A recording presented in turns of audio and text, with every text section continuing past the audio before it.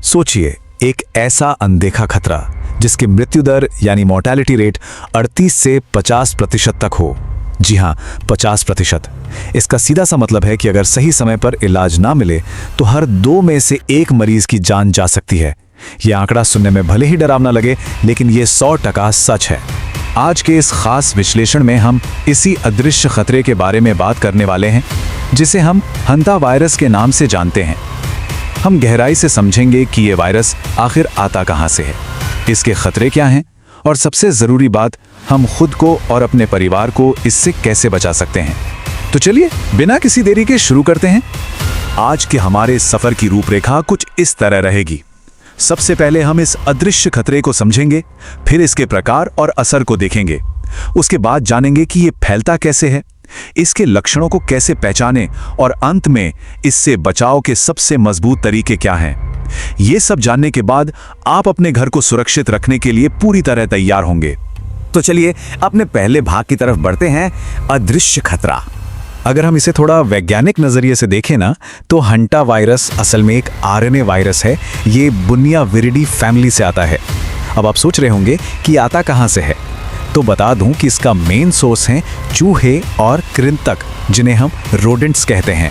मतलब ये कोई हवा में यूं ही उड़ने वाला वायरस नहीं है, बल्कि सीधे सीधे चूहों की मौजूदगी से जुड़ा हुआ एक बहुत ही सीरियस बायोलॉजिकल खतरा है। आगे बढ़ते हैं हमारे दूसरे भाग की तरफ, इसके प्रकार और प्रभाव। पूरी दुनिया में ना इसके मेनली 2 रूप देखने को मिलते हैं। अमेरिका की तरफ अगर देखें तो वहां हंता वायरस पल्मोनरी सिंड्रोम यानी HPS ज्यादा मिलता है, जो सीधे इंसान के फेफड़ों पर तगड़ा अटैक करता है।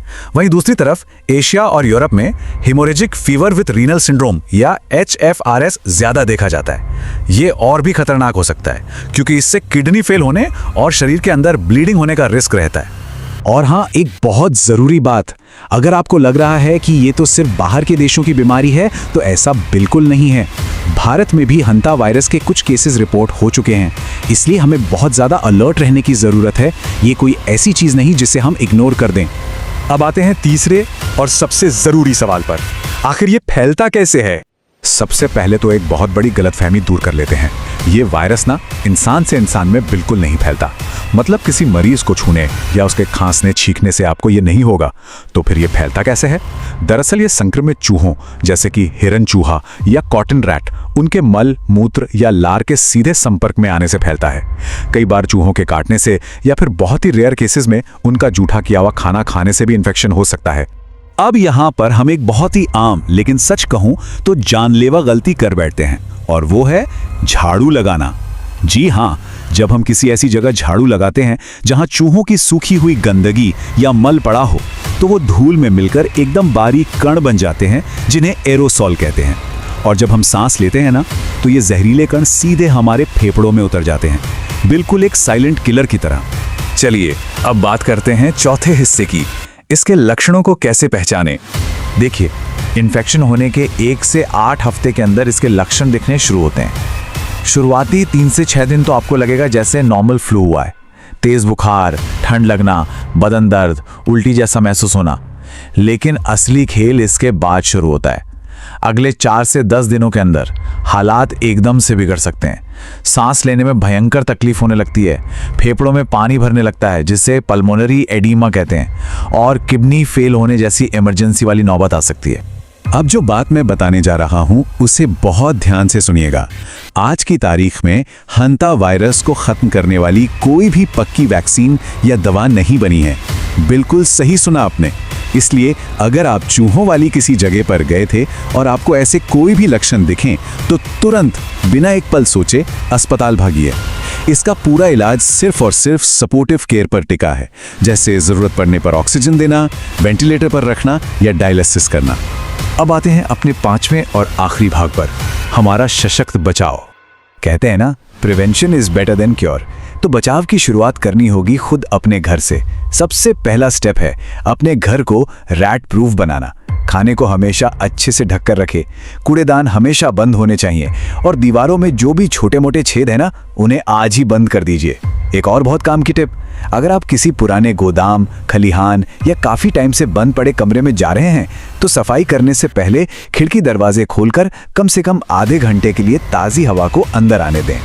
चूहों की गंदगी साफ करने का ना एक बहुत ही खास तरीका होता है।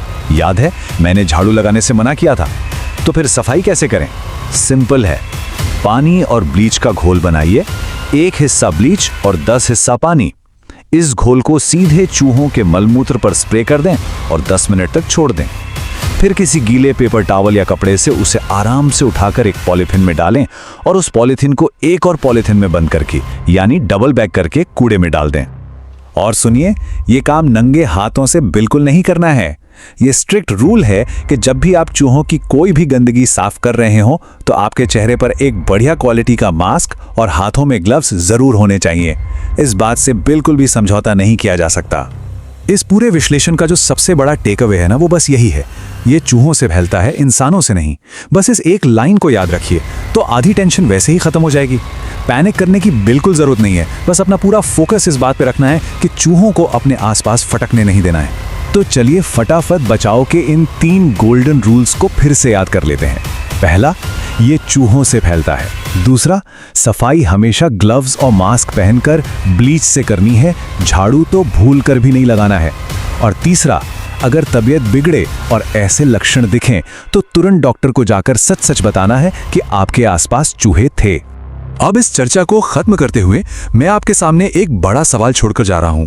क्या आपको लगता है कि आपका घर या आपके आसपास की जगहें चूहों के इस अदृश्य खतरे से पूरी तरह सेफ हैं? आज ही अपने आसपास नजर दौड़ाइए।